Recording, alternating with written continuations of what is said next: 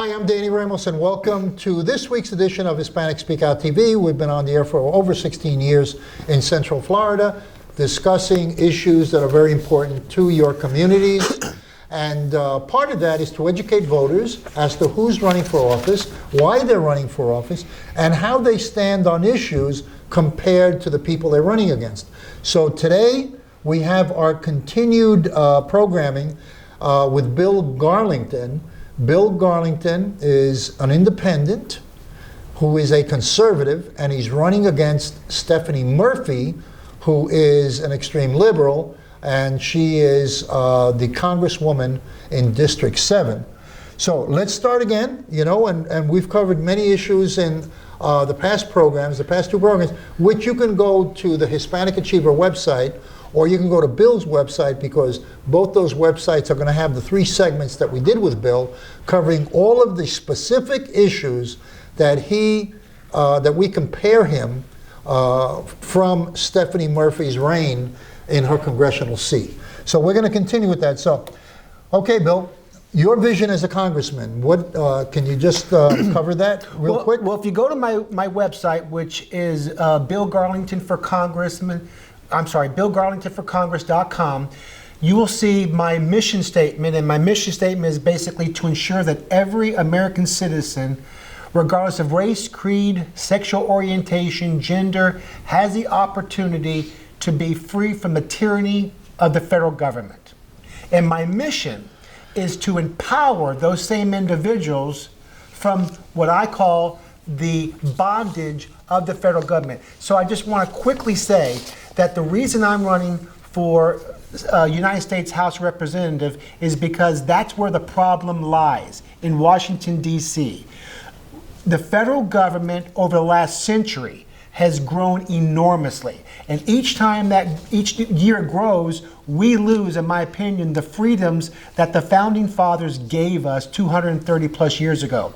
So I told Danny last week, and I'll tell the audience this week, that America is separated not by race, not by religion, but by ideology. You're either a conservative or you represent the liberal, progressive, and socialistic programs, which the Democratic Party, including Stephanie Murphy, embrace. So if you want freedom, that's the conservative way. Our tagline, our movement is Americanism. Americanism is conservatism. And so what that means basically is it gives people the power of freedom, and with that, you got to work to keep it. So it's eliminating the federal government and the entitlement programs and the handouts. So that was one of the items that we were going to discuss is Americanism, no labels.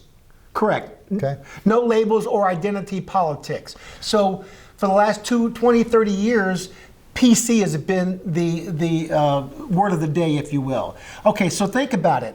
People say African American, Mexican American, gay community. These are labels, and labels separate Americans. We're Americans. We live in a country that is diverse. So why is the media, the left-wing media, and the pandering Democrats labeling people? Easy. If you separate segments, if you put the black or the African American versus the Hispanic American, you put labels as opposed to America, then you're kind of pandering to that vote and that power. I'm against labels. We're Americans. Okay. Let's look at some other issues. You said, first, let's do a one-sentence recap. Abortion, you're against it or for it? Against it. Okay. And what he's saying he's against abortion, but if you really want to detail, go to his website, because there he explains his position more thoroughly. Correct. We did cover these issues previously. So one of the big issues was prayer in schools. I'm for it. But you're for it, not like open prayer. You're for it by giving each person or each student time that they can quietly pray. Right. Reflect. But it's not. They're not doing it vocally. Correct. So they overlap into another person's beliefs. Every student, what you said was, every student will have a quiet time. Yes. Where they can have a moment to digest what they believe and address that particular belief system. without interfering with somebody else's belief system. That is correct. Yeah, that's not exactly, it is prayer, but that gives a different impression the way we just said it than saying just prayer. Right. We really want just, public school systems that we, the taxpayer, pays for. We want to give that family that believes in a certain, religion to give it back to their children as they're teaching them that, it's okay that you're in a public school system to have a moment of silence. It's not encompassing the church-state phenomena that the Democrats want to do. Okay. Let's jump to the health care system. Okay.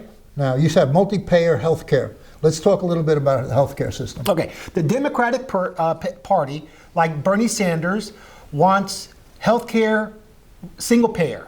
They want the federal government to run it. They want to get rid of, they want everything to be free, like other countries out there. And I'm against the single payer program. Bottom line is, the federal government has really not been successful in anything that they've kind of laid their hands on. You have to remember that the federal government doesn't create anything. How they get their dollars is by way of taxes. It's the private sector that creates wealth within America. So what I'm suggesting is to play on Donald Trump's vision is to multi-payer programs across state borders, and to ensure that all Americans have fair health care. But mine goes a little further, where it will actually fix rates based upon an age and or a pre-existing condition. If you go to my website, it details more about my healthcare program. Before we came and started to go before the camera, we had a talk about a bill that was trying to be passed by Democrats, which allowed doctors to recommend methods. Basically, this is it. It recommended methods that a person can commit suicide. Wow. Yeah. So if an old person, 85 years old, 90 years old, they have an illness, which there may not be a cure for that week, that month, they can get instructions of how to end their life from a doctor. Now, the doctor in that particular instance wouldn't actually execute the person, but would just tell her, okay, this is what you got to do. Correct. So they would encourage people to commit suicide. Euthanasia. Yeah. So, and why would that be? And you got to be careful with, and I'm editorializing, so I want you to know I'm editorializing. Why would that be so beneficial that they would want to pass a law, And it occurred to me that the government would be saving a whole lot of money by subsidizing this person's life for another 6 months. Right. If that person has a particular cancer, you got 6 months to live. Well, you can always opt to kill yourself. So what does that mean? That means that the person is committing suicide, which in many religions is against religion, which means that particular policy is anti-Christian, number one. And number two, they would be saving a lot of dollars in maintaining that person's life. The flip the coin is that now you got a person who might commit suicide, but what happens if that person who is sick all of a sudden, because of the way medicine is doubling every 75 days in their knowledge, what happens if they find a cure in 4 months and the person killed themselves in the first month? Okay, so I'm agreeing with you. This is crazy. It's really crazy stuff. Okay, so again, to the point that I made earlier, the federal government, our vision is to limit the federal government by 2040 to 60% of where it is now. Okay, and what that means is we send everything back to the states and private sectors. So to your point, if you had single payer programs and it gets to the point where you're spending all this money, if a person has a hip replacement and that person's working age of 25 years old, but then myself needs a hip replacement and I'm near retirement, who do you think is going to get their hip replacement first? It's going to be the 25-year-old. Because they want that person to work a lot longer and collect more taxes from that person. Correct. So when you get to the point where Danny just said that person has got 6 months to live, But who knows? I've seen and heard a lot of people, they've been given 6 months to live, they live 5 years, 10 years. You ever heard of breast cancer? My point is, this is a slippery slope, but if you elect Stephanie Murphy, you're basically electing Nancy Pelosi, Chuck Schumer, and the rest of the Democrats, and you're giving them power over you. What I want to do is go to Washington, be the American reformer to get the swamp on both parties. That's why I'm running as an independent, so that I would caucus more on my conservative values. And again, you can learn more if you go to my website. And we're going to have the website, that's the website that you see on the screen. Real quick, because we've been talking, time goes quick. It does. One of my favorite subjects, because I do participate in the journalistic process, is support punishment for media that gives out false information. Right. And this is one of my promises that I will try to get before my term is ended, is to get legislation where the media, and when I say the media, that's the news media, that's if they take and get a story and they haven't vetted it and it's a lie and they're just doing it as a propaganda tool. Okay, you can have an opinion that, like Sean Hannity has an opinion, but a Brett Baer on Fox News, he's a newscaster. If he was to put something on the radio knowing it was false, that should be punishable by a fine and/or imprisonment. Yeah, I think you want to know something. You know, as soon as we started talking about that, they should do that in the Congress too. Absolutely. Because Chuck Schumer went up in front of the Congress of the United States and lied repeatedly about information that he said he had, which he never had. And Harry Reid did it to Mitt Romney back in 2012. And same thing. Yes. And they should be made accountable. They Absolutely. should be censured for that. They should be removed, in my opinion. I would say that they would be removed maybe the second time if they did it. There should be a vote to take them out. Right. We need to keep this massive amount of lies that's going on in the Congress in order to create politically expedient information that benefits them, okay? And they lie about other politicians, other elected officials. That should be against the law. Right. And if I can I think that's really important because that involves freedom of speech. That is exactly right. So just to encapsulate this whole problem that we have with the federal government is, I want the American person out there, the voter, especially those people in the 7th Congressional District, to go to my website, send me to Washington, because one of the other promises that I will make is before my term is, I will get at least 1 to 3 current congressmen to change party affiliation and to become an independent, so that the American people will be voting on core values as opposed to hiding behind a major political party. Okay, we just ran out of time again, so we are going to explain to you, I'm telling you right now, that this man's position is going to be in 3 segments. We have 3 segments on the show, but it's also going to be on the website for WNHA.TV. Is that the website, Jesse? Okay, so the 3 segments are going to be on .TV. You got to listen to it. If you're a politically knowledgeable person, you got to listen to these 3 shows. It's going to also be on Facebook, and it's also going to be on his website. We're going to take a break, and we will be back in a few minutes. Single year, because she's in foster care, because her father abused her, and her mother couldn't believe her. She is the child I am for. I am a volunteer child advocate.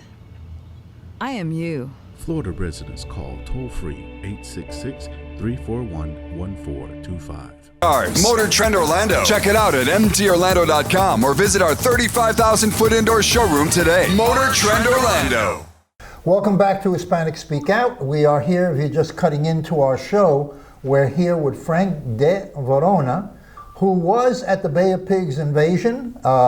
He is a historian. He's written 2 dozen books on various topics, one of which was his experience as one of the soldiers that went into the Bay of Pigs invasion. He was caught. He was put into jail by Castro with a 30-year sentence. So we're going to continue this conversation. Also, this conversation will be on our website, and it's going to be on YouTube. If you missed the first half, you can, at the end of the show, we'll tell you where you can see the entire broadcast. All right, so All right, you guys failed. Okay, they caught you. Just give me 2 minutes of the process of how you were caught and what they did with you when you were caught. Well, I had not drink any water for a week. I was dying under a tree. No food, no water for a week. Where I landed, there was no water. So I was actually saved by being captured because they gave me water. I met Che Guevara, by the way, had a long discussion with Che Guevara. I don't have time to explain it here. But That's another show. That's another show. And then we went to jail. We went to the Castillo de Príncipe in Havana. We were drinking water that had dead rats in the water. That provoked a major epidemic of hepatitis and dysentery. I got both. We had no medicines for hepatitis. My parents, whatever money they had left in Miami, sent me medicines. Us, others that had hepatitis, and the government stole all of our medicine. We had no medicines at all. Without being cured, we were taken to a trial. We were sentenced all to 30 years of hard labor. If you were formerly rich in Cuba, you were worth 100,000. If you were middle class, you were worth 50. If you were poor, lumpen proletarian, you were worth 25,000. It added up to $62.5 million. Eventually, the United States paid Cuba about $52 million. So Cuba put a price on you, or was it? Yes, Cuba did. All right, so Cuba put a price on you for 100 grand. So the United States government had to pay 100 grand to get you out. Yes. Okay. I'm American property, $100,000 paid by me in 1962. That's like Well, $1 million today. That's like $1 million. Yeah, I was worth a lot of money. In fact, my weight in gold, I came out of prison losing 60 pounds. I came out 120 pounds. And I said, well, the ounce of gold is $42 an ounce. I'm worth more than gold. Okay. At least I had a value at one time in my life. But anyway, afterwards, Kennedy changed completely. He was humiliated by the Bay of Pigs defeat. And then he did everything possible to get rid of Castro. He began, when we got released from prison, he began working with all of our leaders. He gave us money. We established a base in Costa Rica, a Navy base there. He was doing everything possible to assassinate Fidel Castro.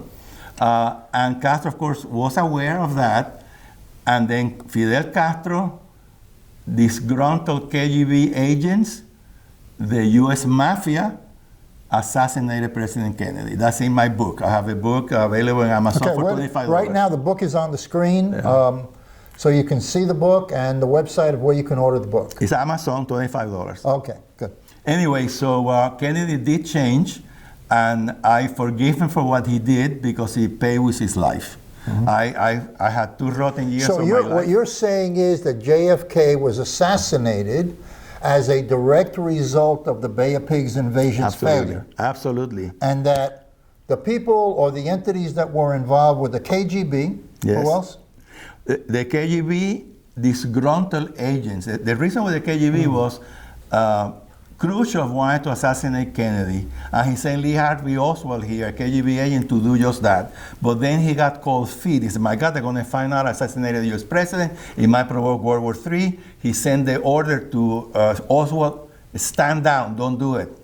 But he wanted to do it anyway. So he goes to Mexico City. He meets in the Soviet embassy in Mexico City with Valery Kostikov, who was in charge of political assassinations in the entire Western Hemisphere, and 2 other KGB agents. 3 of them he meets there. These 3 people were disregarding Khrushchev's order not to kill Kennedy. They were following Andropov, who was the head of the KGB at the time, who later on in 1986 becomes premier of Russia. That was Andropov.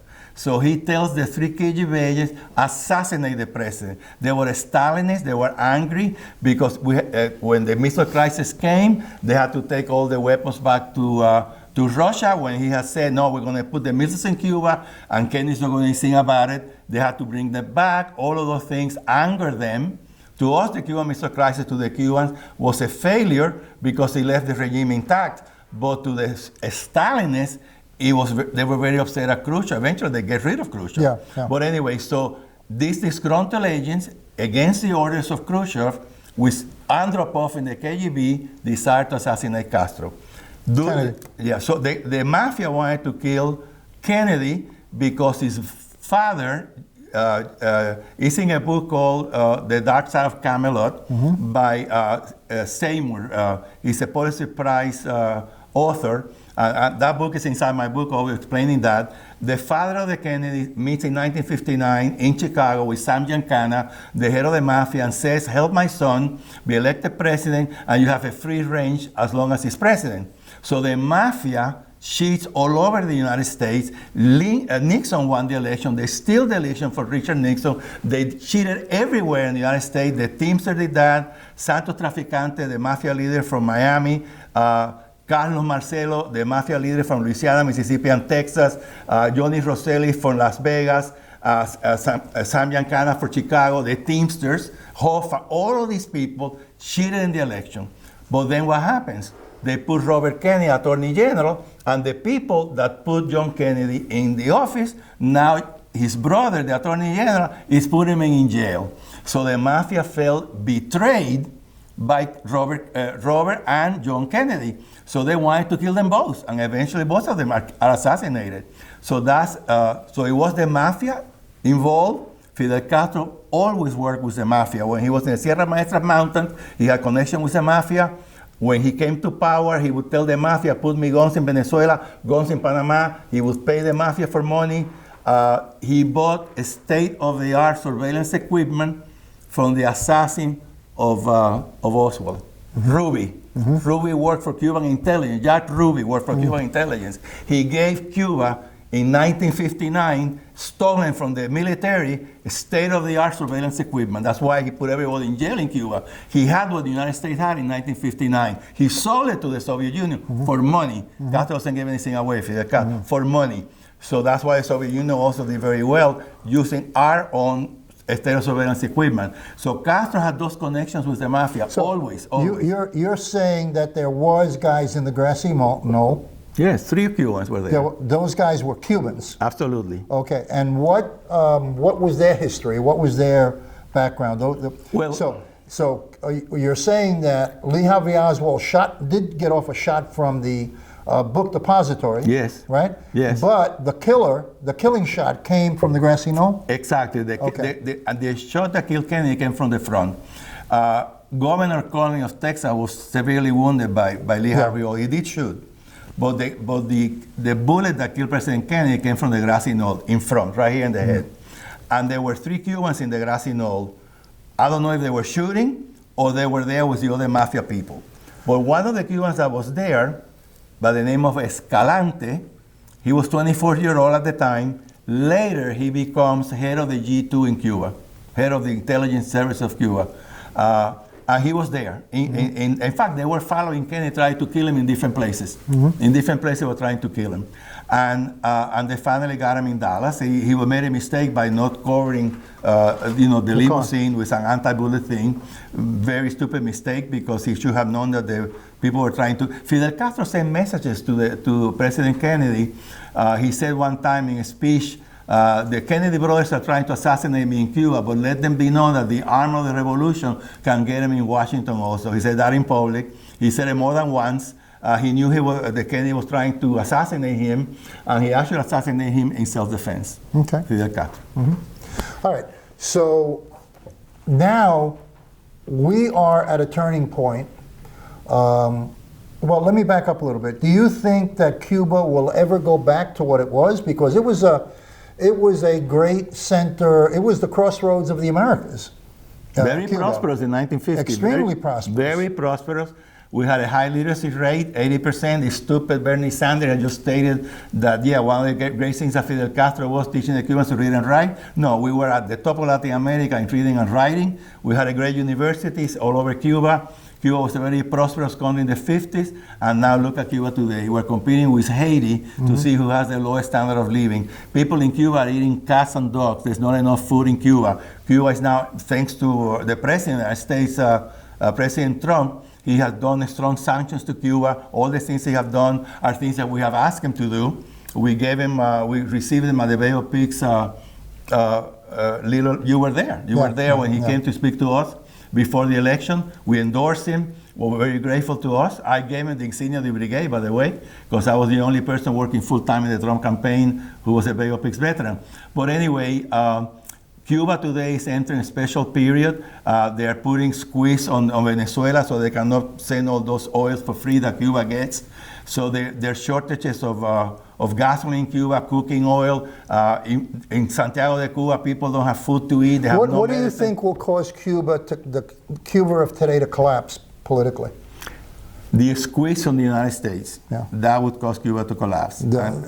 And, a strong embargo to Cuba, put pressure, more sanctions on Cuba, so they are propping up the Maduro regime. There are thousands of Cuban soldiers, 400 of them bodyguards of the dictator Maduro. Nicolás Maduro has 400. He doesn't trust Venezuela, he trusts the Cubans. So that he has a protective bodyguard, 400 Cubans protecting him. Okay. But anyway, yeah, but the main thing to say today here is that we have a presidential candidate, which is Bernie Sanders, who is and has always been a communist. And he's ahead in the Democratic race. Why do you think that is? You're saying he's a communist and he's a socialist. How did someone tilt the party so far? Because, even Obama's not that far. Obama's not that far. He is Compared to Bernie Sanders, no. Yeah. Obama is also a Marxist too, Yeah. but maybe not No, as radical. yeah. Maybe That's not as another issue. That's not as radical as Bernie Yeah. Sanders. He's always been a communist, Bernie Sanders. We All only his have 2 life. minutes left, so let's wrap. All right, well, anyway, so the Democratic Party unfortunately has changed from being a center-left party that it was for years at the time. It is now a socialist party. It's pro-Muslim Brotherhood. It is pro-infanticide, not even abortion. Babies are born, and the woman is asked in New York, you want to keep the baby? No, kill him. A baby born alive used to be first-degree murder. Now it's legal. That is the Democratic Party today. Pro-infanticide, destructive to the Constitution. If all of the candidates are socialists, there's not a single moderate there. You look at Pete Buttigieg, you look at any of them, they are all for open borders, Green New Deal, trillions of dollars, free tuition, cancel all the debts, all of the things that would bankrupt the United States if they implement any of those programs. Not even all of them, just any of them bankrupt the United States. And of course, where the money is going to come? Out of the Pentagon budget. They already think, according to the Pentagon, $200 billion a year to fund all those crazy things. And that's not enough money, though. That's not going to be enough anyway, money. but we have a very destructive party. Okay. All of them are socialists, and 2 of them are communists. One is Bernie Sanders. The other Marxist is Elizabeth Warren. Everything that Sanders believes, so does Elizabeth Warren. She's as communist as he is. Okay. We're going to wrap up the show right now. This is Danny Ramos, and you've been a great guest. Thank you for coming. Thank you, Danny. Put the book back on the screen so we can take a look at the book and order it through Amazon. We will see you next week with another dramatic interview here at Hispanic Speak Out Television. Thinking used car? Finally, there's a place just for you. Motor Trend Orlando, the all-new used car superstore. All makes, all models, all certified, all at one place. Hundreds of vehicles. Toyota, Honda, Nissan, Ford, Chevy, Lexus. All makes, all models. Prices up to 65% off original MSRP. All Motor Trend certified vehicles. Finally, the name you can trust in used cars. Motor Trend Orlando. Check it out at mtorlando.com or visit our 35,000-foot indoor showroom today. Motor Trend Orlando. Single year because she's in foster care, because her father abused her, and her mother couldn't believe her. She is the child I am for. I am a volunteer child advocate. I am you. Florida residents call toll-free 866-341-1425. Beer Taino Light Lager has a crisp, refreshing Caribbean-style flavor. Boricua Craft Ale, full-bodied flavor for the true beer drinker. Stop drinking beer water. Taino Craft Light Lager and Boricua Strong Craft Ale. Feel the rhythm and come up to craft beer. Thinking used car? Finally, there's a place just for you. Motor Trend Orlando, the all-new used car superstore. All makes, all models, all certified, all at one place. Hundreds of vehicles. Toyota, Honda, Nissan, Ford, Chevy, Lexus. All makes, all models. Prices up to 65% off original MSRP. All Motor Trend certified vehicles. Finally, the name you can trust in used cars. Motor Trend Orlando. Check it out at mtorlando.com or visit our 35,000-foot indoor showroom today. Motor Trend Orlando.